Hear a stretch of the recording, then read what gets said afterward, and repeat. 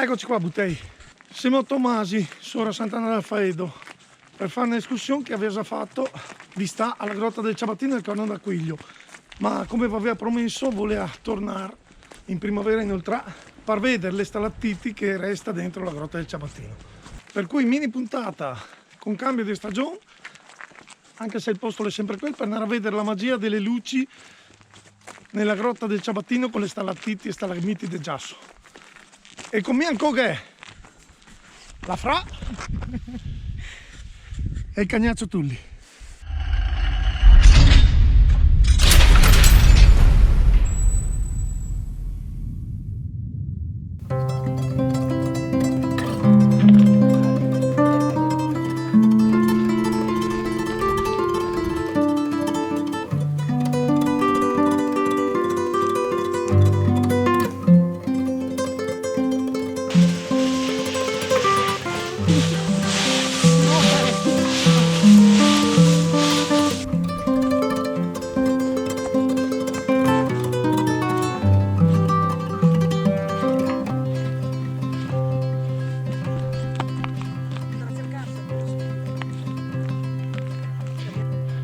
E alla fine siamo arrivati alla grotta del Ciabattino, bellissimo anche d'inverno il percorso, ancora è domenica, per cui sì, di solito se posso vengo durante la settimana perché effettivamente la domenica che è tanta gente, bello comunque, infatti là che è la coda di gente che va sul Corno d'Aquilio che par da essere all'Hillary Step sull'Everest e adesso andiamo a vedere le stalattiti d'Engiasso.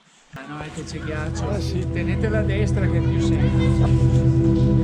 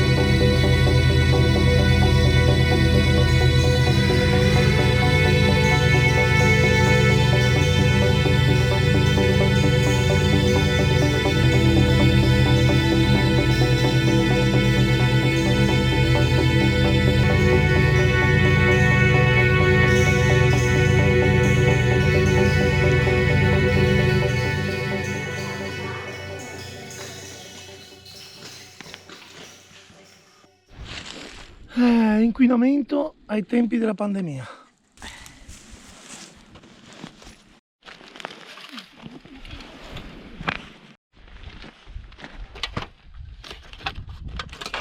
Bene, abbiamo visto anche la grotta del Ciabattino con le stalattiti e stalagmiti di giasso che si scioglie, bellissimo, che era un po' di gente ma le sta bello, veramente un'escursione da fare, abbastanza tranquilla, un par di chilometri, un'oretta con molta calma, si arriva da Tomasi alla grotta, con i cani come avevi visto, con i butteletti sì, è un po' dritta all'inizio ma insomma si può farla.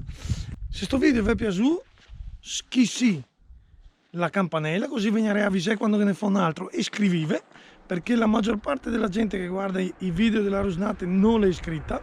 Ricordatevi il detto dei veri amanti della natura: assar solo peste e catar su solo sgauie. Ciao ciao!